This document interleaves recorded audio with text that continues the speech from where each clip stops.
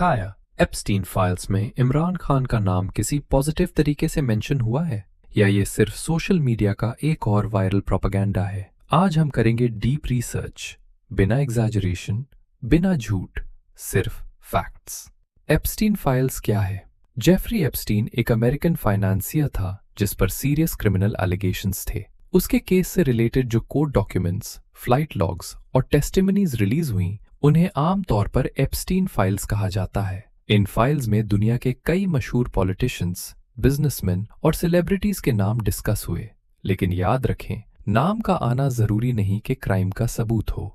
इमरान खान का नाम। Deep search result.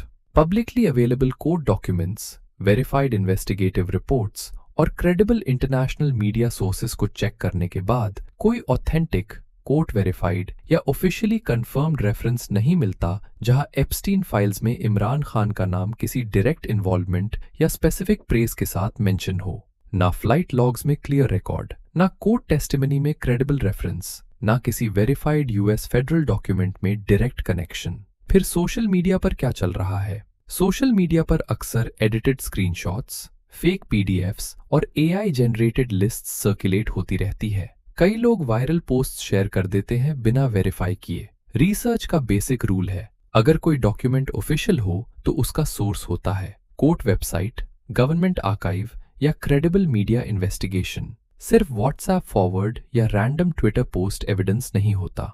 Imran Khan की इंटरनेशनल इमेज।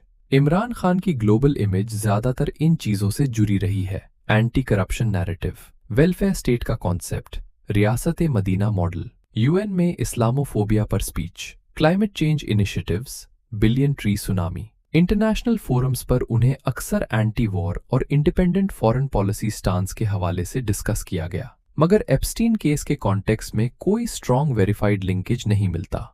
इंपॉर्टेंट लेसन, आज के डिजिटल दौर में सबसे बड़ा वेपन मिस इन्फॉर्मेशन है।